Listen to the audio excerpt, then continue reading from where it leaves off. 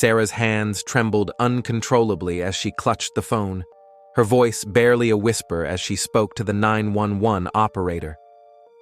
In the stifling darkness of her bedroom closet, she could hear the unmistakable sound of footsteps moving methodically through her home. But it wasn't these footsteps that had woken her from her deep slumber. It was Bella's insistent warning that had given her the precious minutes she needed to hide and call for help. The golden retriever had practically dragged her out of bed, her urgent whines escalating to controlled, purposeful barks that spoke volumes in the silence of night. Sarah had initially been annoyed at the disruption until she heard the telltale sound of breaking glass from the kitchen. Now, as she crouched among hanging clothes and shoeboxes, she silently thanked her four-legged companion, who lay beside her, ears alert and muscles tense.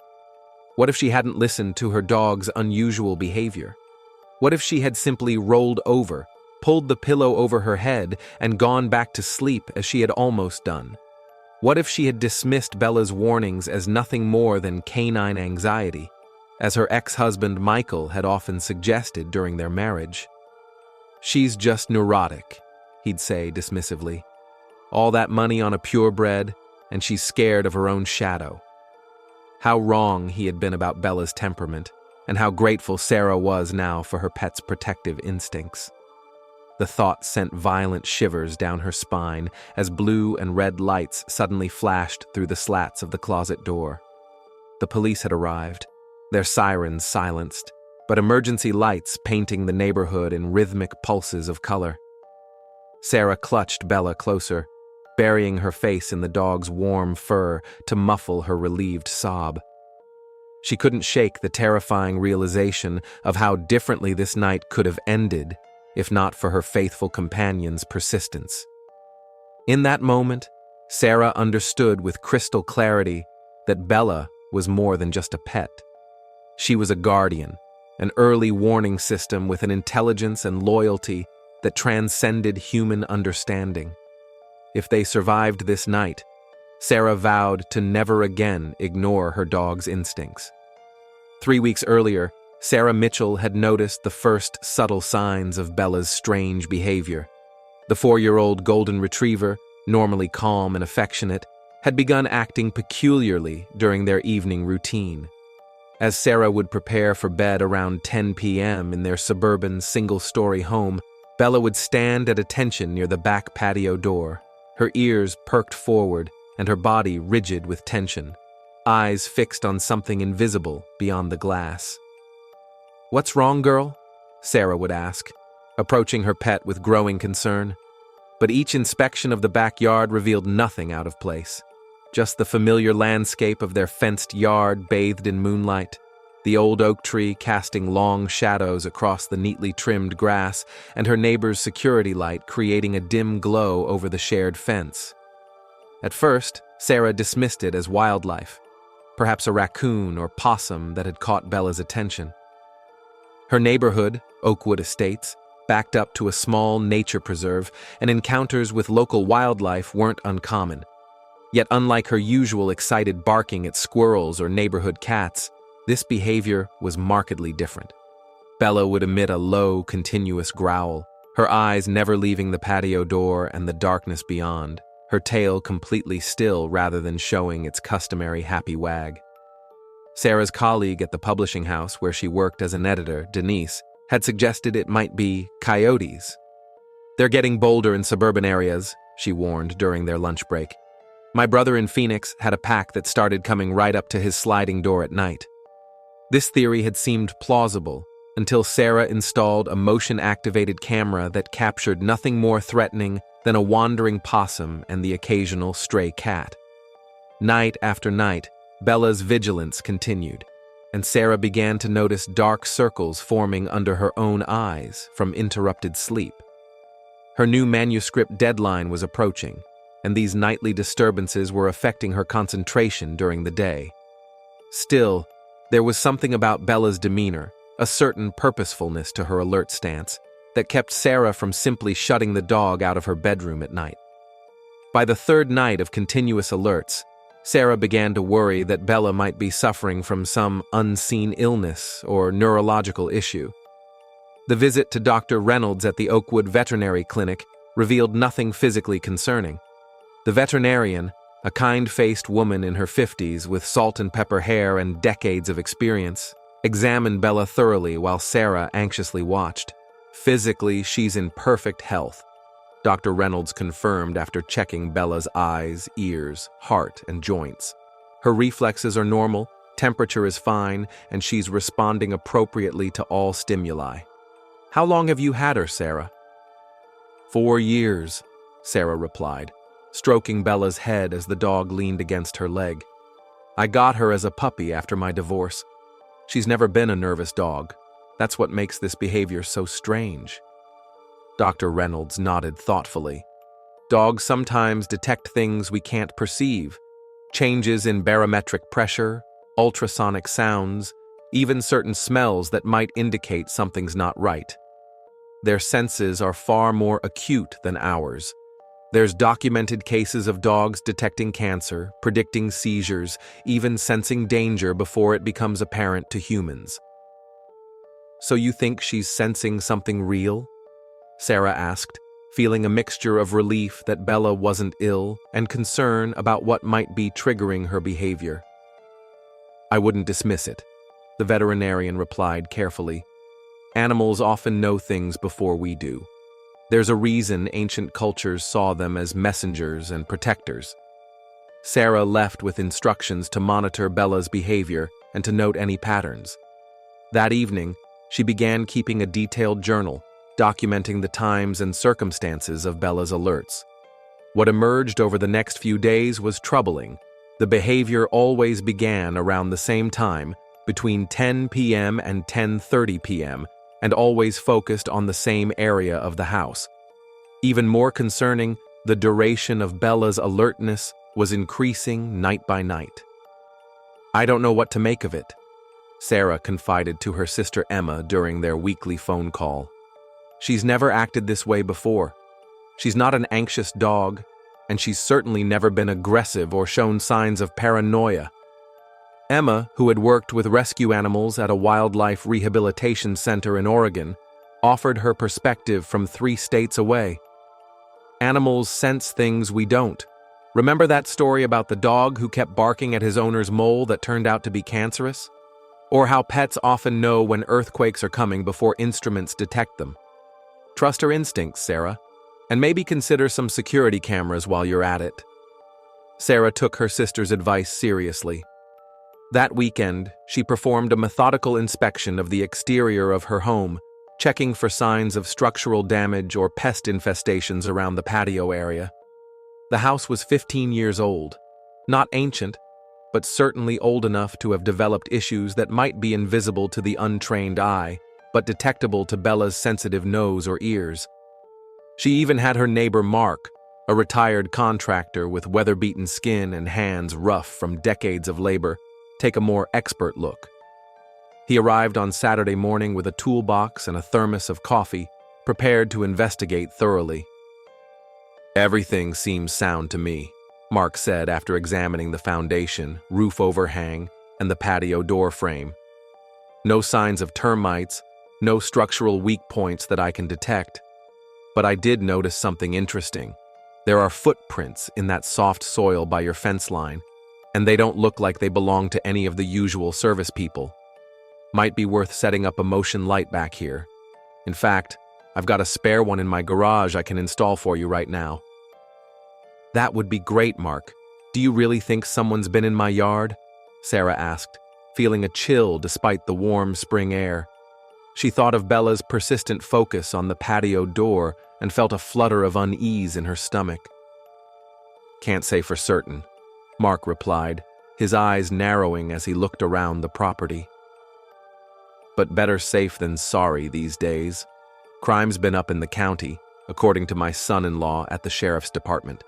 These nice neighborhoods are targets because folks get comfortable, let their guard down. Sarah installed the motion-activated security light that same day with Mark's help, hoping it might deter whatever was causing Bella's concern. For 2 nights, Bella's behavior seemed to improve.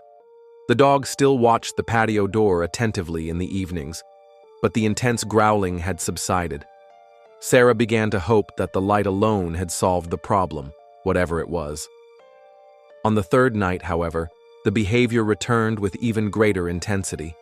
Sarah was preparing for bed, reviewing manuscript pages for work, when Bella began pacing between the bedroom and the patio door, her growl deeper and more urgent than before.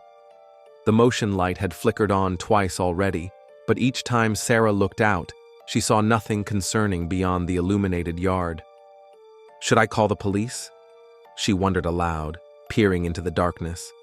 And tell them what? That my dog is growling at nothing? She thought about how that would sound and hesitated, her hand on the phone. Without evidence of an actual intruder, she risked appearing paranoid or wasting police resources. Instead, she double-checked all locks and set the home alarm system before returning to bed. "It's okay, Bella," she soothed, stroking the dog's golden fur as they sat together on her bed. "There's nothing out there, the alarm's set, and we're safe inside." But her words of comfort seemed hollow even to her own ears, and she found herself glancing repeatedly at the bedroom door, half expecting to see a shadow pass by. Bella wasn't convinced by the reassurances. As Sarah finally settled into bed around midnight, switching off the bedside lamp with a sigh, Bella refused to join her as she normally would. Instead, the dog positioned herself strategically at the bedroom door, her muscular body creating a living barrier, her eyes fixed on the hallway leading to the back of the house. The rhythmic sound of her tail occasionally thumping against the carpet was the only indication of her continued vigilance. Sarah drifted off to sleep despite her dog's stance, exhausted from a long day at work and the cumulative effect of weeks of disrupted sleep. Her last conscious thought was a mental note to call a security company in the morning. Perhaps professional monitoring would provide peace of mind for both her and Bella. The manuscript deadline would have to wait. Her sense of safety in her own home had become the priority. It was precisely 2:17 a.m. when Bella's behavior changed dramatically. The low growl that had become the soundtrack to their evenings transformed into a series of sharp, urgent barks, something Sarah had never heard from her normally gentle dog. She jolted awake, momentarily disoriented in the darkness of her bedroom, her heart pounding before she even registered what had disturbed her sleep. "Bella, what?" she began, but stopped abruptly when she heard it, the unmistakable sound of the patio door sliding open. The security system should have triggered immediately, but there was no alarm, no siren piercing the night. It had been disabled somehow. Sarah's heart hammered against her ribs, and her mouth went dry with fear. This wasn't a wildlife disturbance or Bella being overprotective. This wasn't her imagination or paranoia. Someone had deliberately bypassed her security measures and was entering her home. Through the dim glow of her digital clock, she could see Bella's silhouette at the doorway, the dog's hackles raised and teeth bared in a defensive posture she had never displayed before.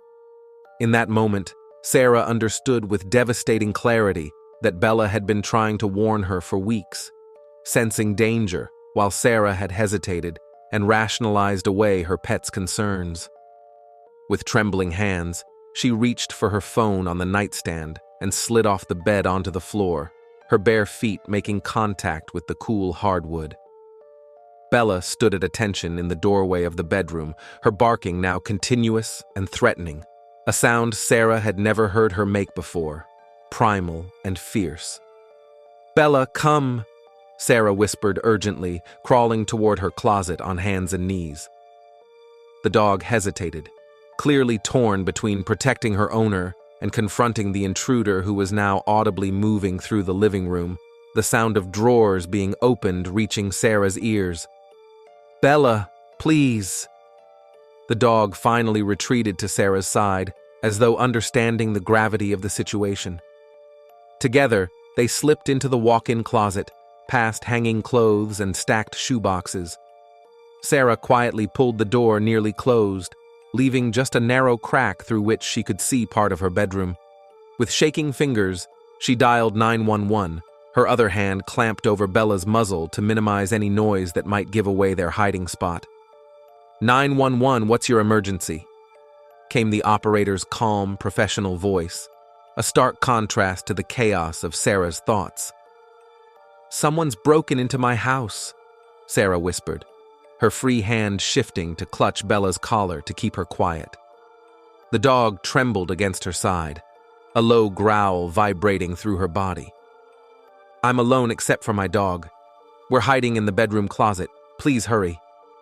I'm dispatching officers now, the operator assured her. Stay on the line with me. Can you tell me your address?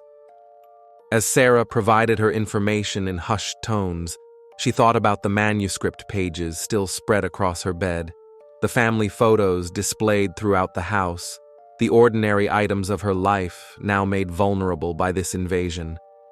What did the intruder want? Was this a random break-in, or had she been specifically targeted? The questions raced through her mind as she pressed deeper into the closet, seeking the small comfort of the familiar smells of her clothes and the solid presence of Bella beside her. Officers are en route and should arrive within 3 minutes, the operator informed her. Stay hidden and keep this line open. Can you tell me if the intruder is armed? I don't know, Sarah whispered, fear constricting her throat. I haven't seen them, just heard them enter through the patio door. My dog has been trying to warn me about something for weeks. I should have listened sooner.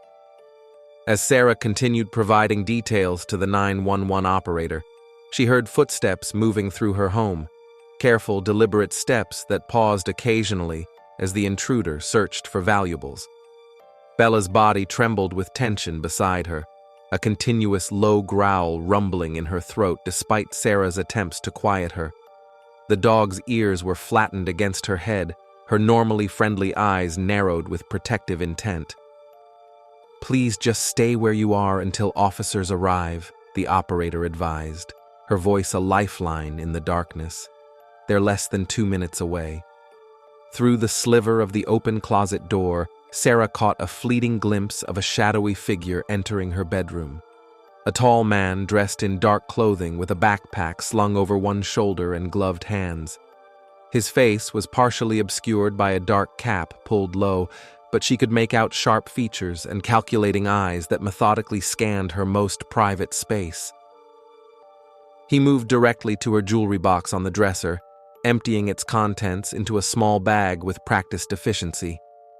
Sarah pressed herself further back into the closet, her heart pounding so loudly she feared the intruder might hear it. Bella sensed her fear, the dog's body rigid against her side. Sarah thought of her grandmother's sapphire pendant in that jewelry box, a family heirloom that meant far more to her than its monetary value, and felt a surge of anger cutting through her fear. This stranger was violating not just her home, but her sense of security, her memories, her peace of mind. The seconds stretched into agonizing minutes as the man methodically searched her bedroom, lifting her laptop from the desk and unplugging her tablet from its charger. When he approached the nightstand next to her bed and began rifling through the drawer, Sarah held her breath, knowing her passport and emergency cash were hidden there. The intruder pulled out the small lockbox she kept beneath old magazines, examining it with evident interest. Just as he began to force the box open, blue lights suddenly flashed through the windows, illuminating the room in rhythmic pulses that threw strange shadows across the walls. The intruder froze momentarily, then quickly moved toward the bedroom door, abandoning the lockbox but clutching the bag of jewelry and electronics. The police are arriving, the 911 operator informed Sarah. Stay where you are until the officers clear the house and tell you it's safe to come out. Sarah heard the front door being thrown open, followed by authoritative voices identifying themselves as police officers. Bella's growl intensified, and Sarah tightened her grip on the dog's collar, whispering soothing words into her ear. It's okay, girl. Help is here. You did it. You protected us. What followed was a blur of activity, shouts of, "Police! Don't move," followed by a brief commotion from another part of the house, then the clear announcement over a radio that a suspect was in custody. Only when an officer called out for any occupants of the house did Sarah finally emerge from the closet, Bella protectively at her side, her legs nearly buckling from the release of tension. "Ma'am, are you okay?" asked Officer Rivera, a compassionate-looking woman in uniform who entered the bedroom with her partner, Officer Gregg. The female officer had kind eyes that contrasted with her alert, professional demeanor. Sarah nodded, still shaking. "Yes, thanks to my dog. She's been trying to warn me for weeks. I thought I was being paranoid, but she knew something was wrong." She knelt down and hugged Bella tightly, the dog's tail now wagging as she sensed the immediate danger had passed. "Smart dog," Officer Gregg commented, a tall man with broad shoulders who looked like he could handle himself in any confrontation. "We caught the guy trying to go out the front door. He didn't expect us to respond so quickly." The next few hours were consumed by the investigation. Sarah provided her statement multiple times, describing Bella's warnings over the previous weeks and the events of the night. Crime scene technicians moved through her home, documenting evidence and dusting for fingerprints. Sarah felt oddly detached watching them work, as though she were observing scenes from a television crime drama rather than events unfolding in her own living room. The investigation revealed that the intruder, identified as 34-year-old Jason Mercer, had been systematically targeting homes in Sarah's neighborhood for nearly 2 months. Security camera footage from other break-ins matched his description, and items from previous robberies were found in his vehicle parked a block away. Most disturbingly, police discovered a notebook containing detailed observations about several homes in the area, including Sarah's.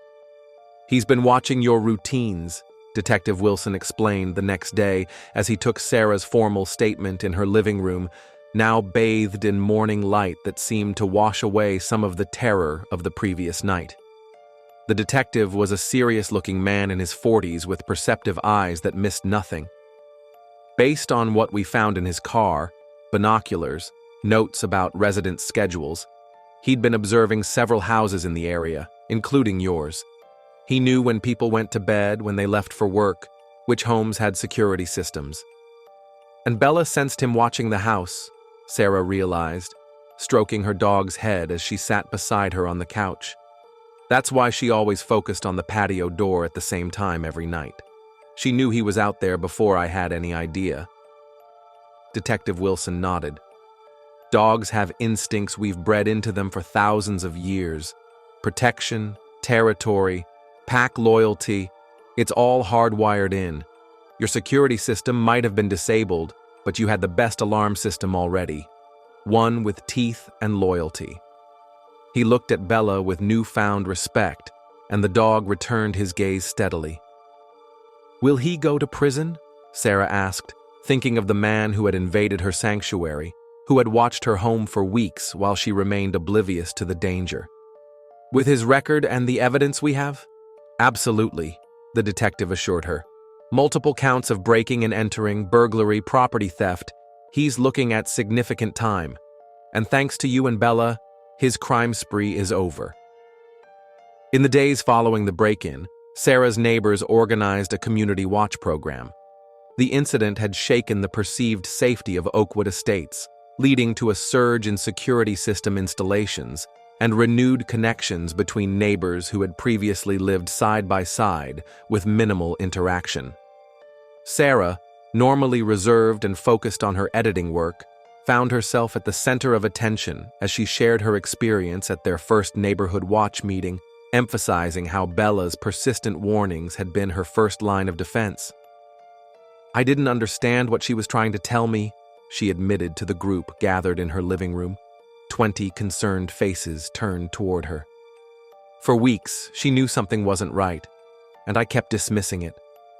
I'm just grateful I finally listened when it mattered most." Linda Wilson, a retired elementary school teacher who lived 3 doors down, organized a phone tree system. "We need to look out for each other," she insisted. "Sarah's experience shows us that even in a safe neighborhood, we can't take security for granted." Mark, who had helped install Sarah's motion light, brought up the importance of proper exterior lighting and regular security checks. "I blame myself partly," he said. "I saw those footprints and should have taken them more seriously. From now on, anything suspicious gets reported immediately." The veterinarian who had examined Bella weeks earlier, Dr. Reynolds, wasn't surprised when Sarah recounted the full story at Bella's follow-up appointment. "Dogs evolved as protectors," she explained, giving Bella an extra treat. "They're constantly monitoring their environment for threats to their pack, which includes their human family. Bella was doing exactly what her instincts told her to do. You know, in ancient times, villages kept dogs specifically for their ability to detect danger before humans could perceive it."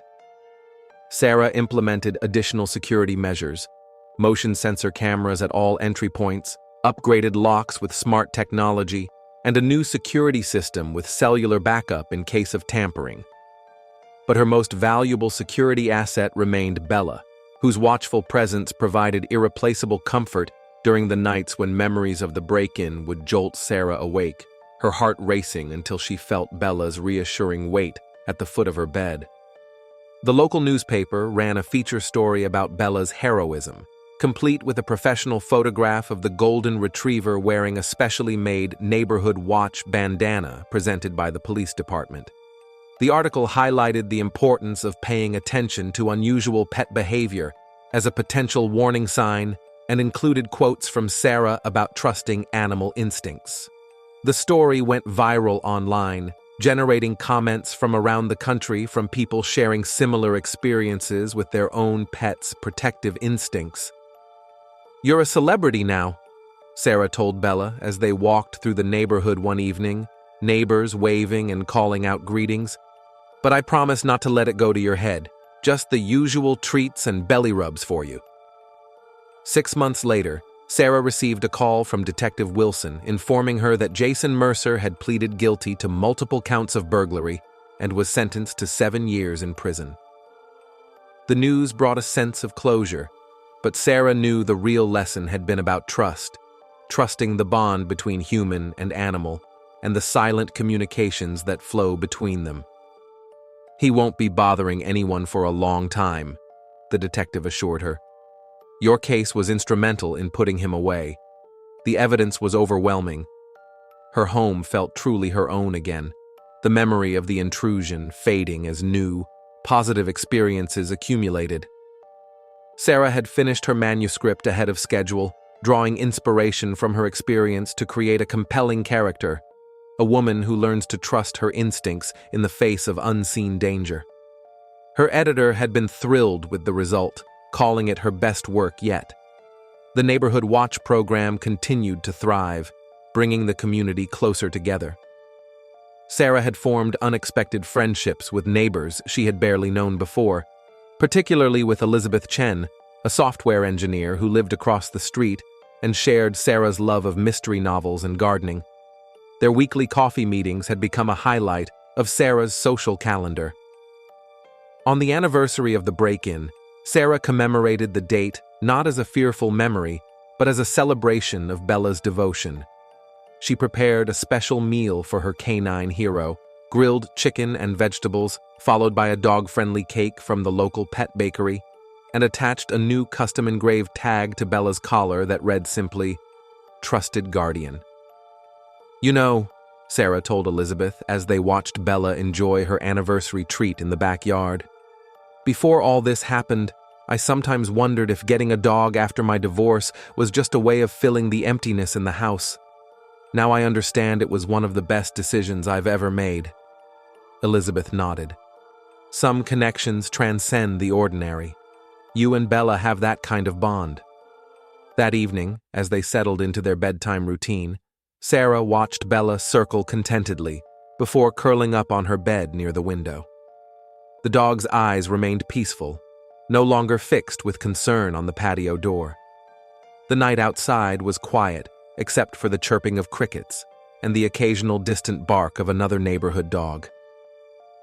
"Thank you for protecting me," Sarah whispered, reaching down to stroke Bella's soft fur.